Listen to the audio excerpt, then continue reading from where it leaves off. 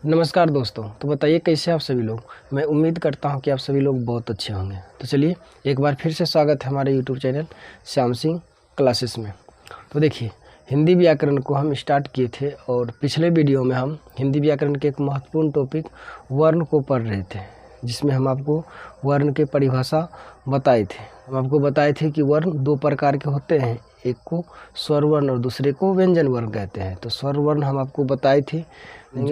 तो चलिए आज इस वीडियो के माध्यम से परिभाषा के अनुसार जानेंगे स्वर वर्ण किसे कहते हैं और व्यंजन वर्ण किसे कहते हैं। तो चलिए मेरे साथ वीडियो में बने रहिए। और इससे पहले वीडियो को लाइक नहीं किए तो वीडियो को लाइक कर दीजिए। चैनल पे पहली बार आए तो चैनल को सब्सक्राइब कर लीजिए और नोटिफिकेशन बेल को ऑन कर दीजिए।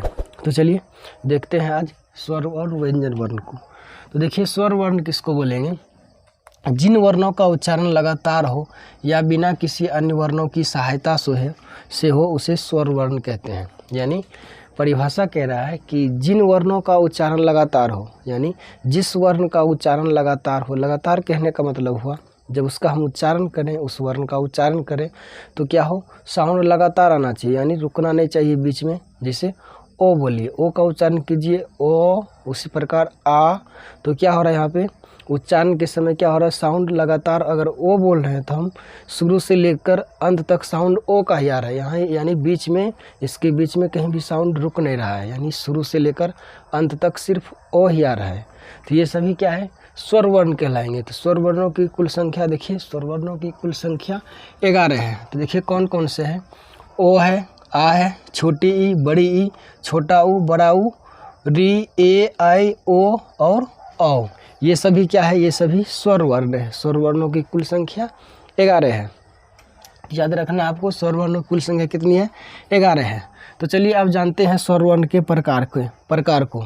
तो स्वर वर्ण को किन किन आधारों पे बांटा गया है उसको जानते हैं। तो देखिए पहला प्रकार है उच्चारण में लगने वाले समय के आधार पे स्वर वर्ण दो प्रकार के होते हैं। यानी उच्चारण जो करते हैं तो उच्चारण के समय जो उच्चारण करते वक्त जो समय लगता है उस समय के आधार पे स्वर वर्ण को दो भागों में बांटा गया है। तो देखिए वो कौन कौन से हैं। तो पहला है मूल स्वर या ह्रस्व स्वर। देखिए मूल स्वर या ह्रस्व स्वर किसको बोलेंगे? इसके उच्चारण में एक मात्रा का समय लगता है, यानी जिस स्वर के उच्चारण में एक मात्रा का समय लगे यानी कम समय लगे उसको बोलेंगे मूल स्वर या ह्रस्व स्वर। तो देखिए इसकी टोटल संख्या 4 है। कौन कौन है? ओ, हर्षही, हर्षहु और री। ये क्या है, ये कहलाएंगे मूल स्वर या ह्रस्व स्वर। तो मूल स्वर या ह्रस्व स्वर समझ गए। तो मूल स्वर या ह्रस्व स्वर उस स्वर को बोलेंगे जिसके उच्चारण में क्या हो, कम समय लगे यानी एक मात्रा का समय लगे, उसको बोलेंगे मूल स्वर या ह्रस्व स्वर। इसकी टोटल संख्या 4 है। तो चलिए अगला जानते हैं। अगला है दीर्घ स्वर। तो देखिए दीर्घ स्वर किसको बोलेंगे? दीर्घ से ही पता चल रहा है हमको, दीर्घ का मतलब ही क्या होता है, बड़ा होता है, ज़्यादा होता है। तो देखिए दीर्घ स्वर किसको बोलेंगे? इसके उच्चारण में 2 मात्रा का समय लगता है, यानी जिस स्वर के उच्चारण में क्या हो, 2 मात्रा का समय लगे यानी ज़्यादा समय लगे उच्चारण में, उसको बोलेंगे दीर्घ स्वर। तो देखिए दीर्घ स्वर कौन कौन है? आ है, यानी मूल स्वर जो है, मूल स्वर टोटल 4 है, तो 4 को छोड़ के सभी क्या कहलाएगा, दीर्घ स्वर कहलाएगा। तो टोटल स्वर वर्णों की संख्या क्या है, 11 है। तो 11 में 4 हो गया मूल स्वर, तो बच गया इधर कितना, 7। तो ये 7 क्या होगा, दीर्घ स्वर। तो देखिए कौन कौन बच गए। बच गया आ, दीर्घही, दुर्गहु, ए, आई, ओ और औ। ये सभी क्या कहलाएंगे, ये सभी दीर्घ स्वर कहलाएंगे। तो दीर्घ स्वर भी समझ गए। दीर्घ स्वर किसको बोलेंगे? उस स्वर को बोलेंगे जिसके उच्चारण में ज़्यादा समय लगता हो, यानी 2 मात्रा का समय लगता हो।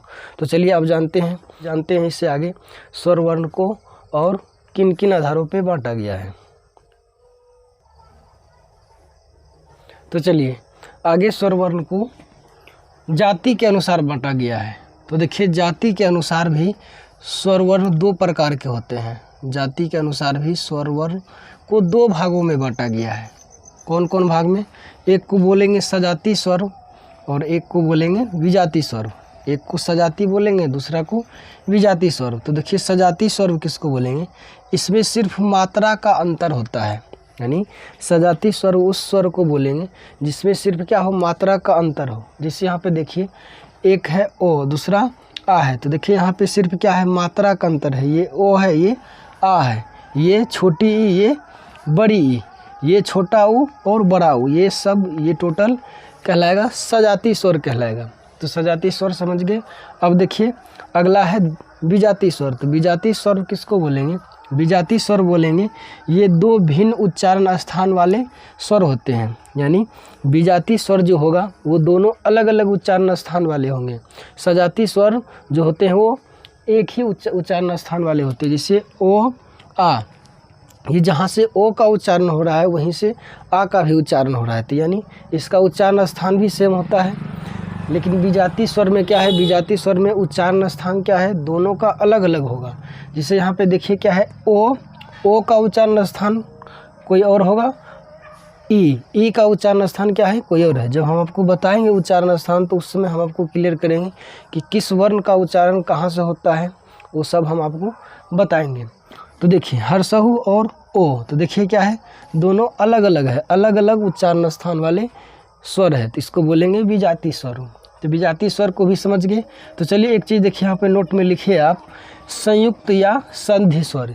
संधि स्वर, संयुक्त या संधि स्वर किसको बोलेंगे? संयुक्त स्वर। संयुक्त स्वर, संयुक्त का ही मतलब यहाँ पे स्पष्ट है। संयुक्त मतलब हुआ मिला हुआ, यानी मिला हुआ यानी दो वर्ण जो मिल के एक वर्ण बनेगा तो उसको हम बोलेंगे संयुक्त स्वर। तो संयुक्त स्वर देखिए कौन कौन कहलाता है संयुक्त स्वर? ए, ओ, आई और औ कहलाता है। ये सभी संयुक्त स्वर कहलाता है। क्यों? क्योंकि देखिए ए जो बना है, ए बनता है जब ओ या आ को हर्षही या दीर्घही से मिलाएंगे तो ए का निर्माण होगा। यानी जब ओ का मेल, इसका मतलब हुआ जब ओ का मेल हर्षही से कराइए तब भी क्या बनेगा? ए बनेगा। आ का मेल हर्षही से कराइए तब भी ए बनेगा। अब आगे आ का मेल कराइए हर्षही से फिर भी ए बनेगा। आ का मेल कराइए दीर्घही से फिर भी क्या बनेगा? ए बनेगा। तो इसको क्या बोलेंगे? संयुक्त स्वर बोलेंगे। उसी प्रकार ओ का उच्चारण कब होगा? ओ कब बनेगा? जब ओ या आ का मेल हर्षहु या दीर्घहु से कराएंगे तो ये सभी स्थिति में क्या होगा? ओ बनेगा। उसी प्रकार ऐ कब बनेगा? ऐ का निर्माण कब होगा? जब ओ या आ का मेल हम किससे कराएंगे? ए से कराएंगे तो ऐ बनेगा, ऐ का निर्माण होगा। उसी प्रकार औ का निर्माण कब होगा? जब ओ या आ का मेल हम ओ से कराएंगे, ओ या आ का मेल ओ से कराएंगे तो औ का निर्माण होगा। तो यहाँ तक समझ गए। तो चलिए अब जानते हैं स्वर वर्ण की मात्राएं। देखिए स्वर की मात्राएं किसको बोलेंगे? स्वरों के प्रतिनिधित्व रूप जिससे व्यंजनों का उच्चारण होता है मात्रा कहलाता है। यानी स्वरों के प्रतिनिधित्व रूप, देखिए यहाँ पे क्या लिखे हैं? स्वरों के प्रतिनिधित्व रूप। प्रतिनिधित्व रूप मतलब कहने को हुआ कि प्रतिनिधि की तरह काम करेगा, यानी स्वर के बदले काम करेगा, स्वर के बदले प्रयुक्त होगा। यानी स्वर के स्थान पे जिसका हम प्रयुक्त करेंगे, जिसको प्रयुक्त करेंगे वो कहलाएगा स्वर की मात्राएं। और ये क्या करता है? व्यंजनों का उच्चारण करता है, यानी व्यंजन के उच्चारण में मदद करता है। यानी व्यंजन का उच्चारण स्वर की मात्रा ही करेगा, यानी व्यंजन के साथ हमेशा स्वर की मात्रा ही जुड़ेगा। यानी व्यंजन खुद व्यंजन जाके वहाँ पे नहीं जुड़ेगा, उसका मात्रा प्रतिनिधित्व करेगा, यानी उसका मात्रा वहाँ पे प्रयुक्त होगा। जैसे यहाँ पे देखिए स्वर की मात्राएं कौन कौन सी हैं? ये देखिए स्वर है, टोटल 11 स्वर है। देखिए उसका मात्राएं हम लिखें, स्वर की मात्राएं। ओ का कोई मात्रा नहीं होता है, आ का देखिए होता है, आ का ये मात्रा है, ये हर्षही का, ये दीर्घही, ये हर्षहु दीर्घहु का मात्रा है, री का, ए का, ऐ का, ओ का और औ का, ये क्या है? स्वर की मात्राएं हैं। तो स्वर की मात्राएं को समझ गए। चलिए इससे आगे आप देखते हैं, इससे आगे देखते हैं कि ये स्वर की मात्राएं व्यंजन में किस प्रकार जुड़ेगा, व्यंजन का उच्चारण किस प्रकार करेगा। तो देखिए उसको समझते हैं। देखिए हम यहाँ पे लिखे हैं, इस कतार में लिखे हैं, स्वर को लिखे हैं, ओ, आ, हर्षही, दीर्घई, हर्षहु, दीर्घहु, री, ए, ऐ, ओ और औ, ये क्या है? स्वर है। अब देखिए यहाँ पे हम लिखे हैं शुद्ध व्यंजन। व्यंजन कौन सा? को लिए हैं सिर्फ। तो देखिए ये क्या है? व्यंजन है, को है उसमें हलंत लगा हुआ, ये क्या है? व्यंजन है। तो इसको हम को हलंत बोल सकते हैं, को हलंत भी इसका उच्चारण कर देते हैं, बोल देते हैं, लेकिन वो बोलना भी क्या है? गलत है। इसको को हलंत व्यंजन कभी नहीं बोलेंगे। क्यों? क्योंकि व्यंजन को हम उच्चारित कर ही नहीं पाएंगे, वो उच्चारण कर ही नहीं पाते हैं, बिना स्वर की मदद से उसको हम बोल ही नहीं पाएंगे। तो यहाँ पे हम इसको बोल देते हैं कोहलंत, लेकिन ये कोहलंत नहीं कहलाएगा। यानी देखिए इस कतार में हम यहाँ पे शुद्ध व्यंजन को लिखे हैं। कौन से व्यंजन? को हलंत लगा हुआ जो व्यंजन है हम उसको लिए हैं। तो देखिए ये क्या है? व्यंजन है। तो इसको क्या बोलेंगे हम? देखिए को है उसमें हलंत लगल है, तो इसको हम क्या पढ़ेंगे? तो इसको हम पढ़ ही नहीं पाएंगे, इसका कोई उच्चारण ही नहीं कर पाएंगे। व्यंजन जो होते हैं शुद्ध व्यंजन, उसको हम सिर्फ लिख सकते हैं, उसको हम बोल नहीं सकते, उसका उच्चारण नहीं कर सकते हैं। जब तक कि कोई स्वर उसके साथ ना जुड़े उसका हम उच्चारण नहीं कर सकते हैं। तो इसको हम बोल देते हैं कोहलंत, लेकिन ये कोहलंत बोलना भी क्या है? गलत है। कोहलंत हम इसको नहीं बोल सकते हैं, क्योंकि शुद्ध व्यंजन जो होते हैं उसका हम उच्चारण कर ही नहीं पाएंगे जब तक कि कोई स्वर उसके साथ ना मिल जाए। जब तक कि कोई स्वर उसके साथ ना मिल जाए हम व्यंजन का उच्चारण नहीं कर सकते हैं। तो देखिए ये शुद्ध व्यंजन हो गया। अब देखिए हम क्या कर रहे हैं, यहाँ पे को में क्या मिला रहे हैं? ओ। को के साथ देखिए स्वर ओ मिला तो देखिए बन गया पूरा को। आधा को था, जब ओ मिला तो बन गया पूरा को। अब देखिए को है उसमें स्वर क्या मिल रहा है? आ मिल रहा है, तो ये बन जाएगा का, यानी आ। को में जब आ मिला तो बन गया का। का किस प्रकार बन गया? का में यहाँ जो स्वर की जो मात्रा है आ है, वो आ इसके साथ आके जुड़ा। को के साथ स्वर की मात्रा आ आके लग गया, यहाँ पे आ लगा है, ना कि खुद जाके स्वर जुड़ा है, उसका मात्रा जुड़ा है। उसी प्रकार को में जब ई मिलाए की बन गया, को में दीर्घ ही मिलाए को दीर्घी बन गया, को में हर्षुकार मिलाए कु बन गया।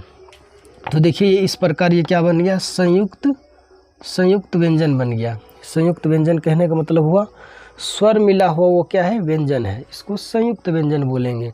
इसमें स्वर भी शामिल है। देखिए इसमें कौन कौन से मात्रा जुड़े हैं उसको लिखे। देखिए ये स्वर की मात्रा है, को में कोई मात्रा नहीं है, का में देखिए ये मात्रा है, की में ये, को दीर्घी की में ये है। तो ये सब क्या है? स्वर की मात्रा है। तो स्वर की मात्रा को भी समझिए। स्वर की मात्रा किसको बोलेंगे? स्वर के प्रतिनिधित्व रूप को ही हम क्या बोलेंगे? स्वर की मात्रा। यानी स्वर के बदले हम जिसका प्रयुक्त करेंगे, जिस चिन्ह का प्रयुक्त करेंगे वो कहलाएगा स्वर की मात्रा है। तो चलिए स्वर को समझिए। अब जानेंगे व्यंजन वर्ण को। व्यंजन वर्ण किसे कहते हैं?